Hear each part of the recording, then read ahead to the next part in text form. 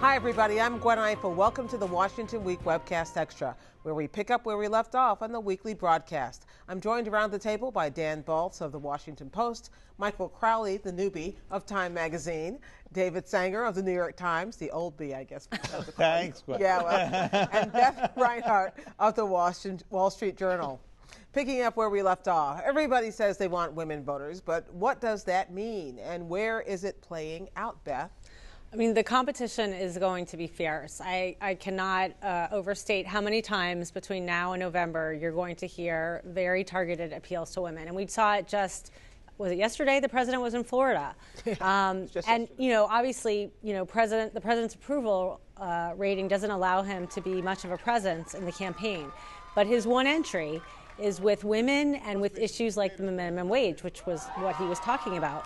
His approval among women, though not sterling, is slightly higher than it is overall. I'm always suspicious when people say, well, I'm appealing to women. I think, what are you talking about exactly? I mean, that could go, you know, that could be bad. But they're talking about broader issues which ought to appeal to men, too? Well, I think, you know, we traditionally think of appealing to women as talking about abortion rights, social issues. Right. Because some of the most competitive races this year are in conservative states, red states, where talking about abortion is not really done on the campaign trail, unless you're talking about being against it. You're definitely going to see that war on women line of attack broaden to include, you know, Democrats attacking Republicans. You don't support the minimum wage. You don't support equal pay. They're going to make it more than just abortion. Dan, I want to ask you another politics question, because you wrote a piece this week which was really interesting. I don't think everybody around the table can identify with the fact that we don't watch television quite the way we used to. Anyone watching this is watching it online. And we're time shifting. We're finding all kinds of different ways to get our information, which means the campaigns have to adjust to find viewers, to find voters. I wrote about a survey that was done by a Republican and a Democratic polling group about how people watch. And they said we are now at a tipping point in the way people watch, that people are increasingly watching non-live television. Right. They said that in the prior week before they took the poll, 30% of those polled said, other than live sports, which is still gets an audience, they didn't watch any live TV. And this is obviously a bigger percentage among younger voters.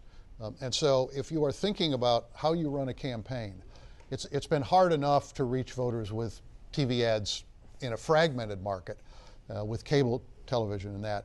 But now, if increasingly people aren't watching any live TV and have the capacity, if they've recorded something, to skip through the commercials. Which is the first thing I'd skip through would be the political commercials. So the question is, how much more do you put into digital advertising and other ways to try to find voters? Now, the people who make advertising say that's still the best way to do it. Yeah. But the people who have kind of come of age in political campaigns on the digital side say, no, we've got to go much more significantly in the other direction. It's a really interesting phenomenon, and the debate within the campaign community is going to be fun to watch. Anybody who lives in a household with teenagers knows this is over. I mean, you know, kids watch on their computers.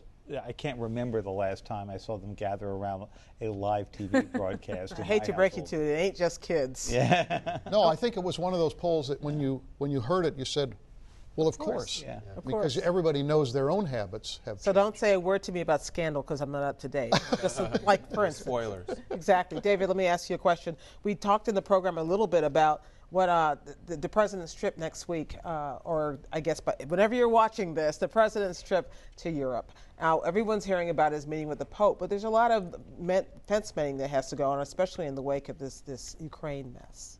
Well, there is. There's fence mending on all sides. There are people in the administration who believe that the Europeans created a set of conditions that didn't exactly invite Putin to go do this, but certainly were not well handled, so that when they appealed to the Ukraine to sort of ally with Europe, they weren't sort of thinking this game out 2, 3, 4 steps ahead. So that's number one.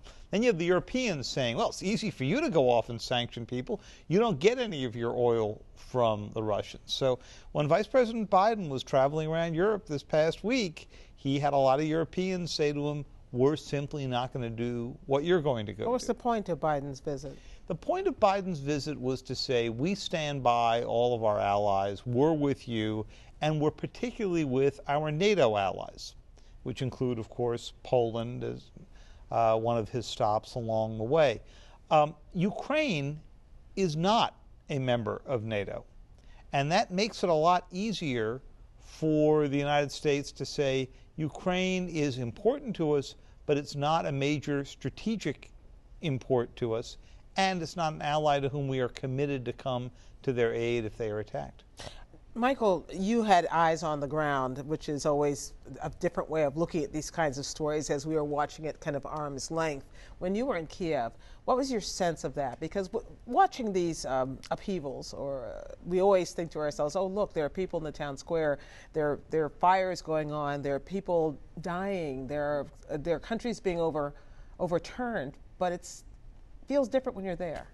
Yes, and the strange thing about it is the way it's in a kind of state of suspended animation. There's, the square is still populated. There are tent cities. There's debris. There are those barricades that you saw in flames are still there. So you'll be walking through a city that in many ways is very lovely. Life is going on normally. We have some of the pictures you took up on the screen. Thank you for showing them. And you will see people, selling coffee and from little carts, and then you round a corner, and you are in this kind of war zone almost. There was just a photograph there. Well, those were some gentlemen who were strolling the Maidan. People are walking around with makeshift weapons and camouflage uniforms.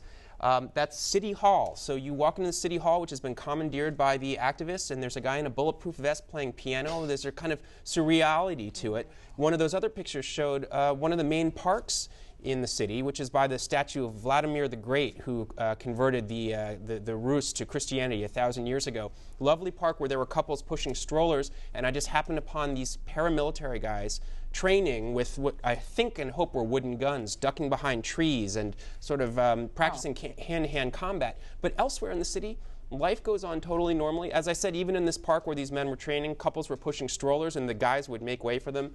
Elsewhere, life is functioning normally. So it still feels like the country is in the balance. And a closing thought, we talk about what is Putin going to do next, what are Russia's intentions. Within Ukraine, there are people who are ready for a fight on both sides, and there's still the danger that Ukraine could internally combust in a way that would be terrible and tragic. It would be amazing to watch. Thank you, everybody. Very nice of you to stay a little while, chat with me some more. Stay online and see what else our panelists are seeing on in our daily Washington Week Essential Reads. I also weigh in on my weekly blog on the perils of geopolitical conventional wisdom. All that's at pbs.org/Washington Week. And we'll see you the next time on the Washington Week Webcast Extra.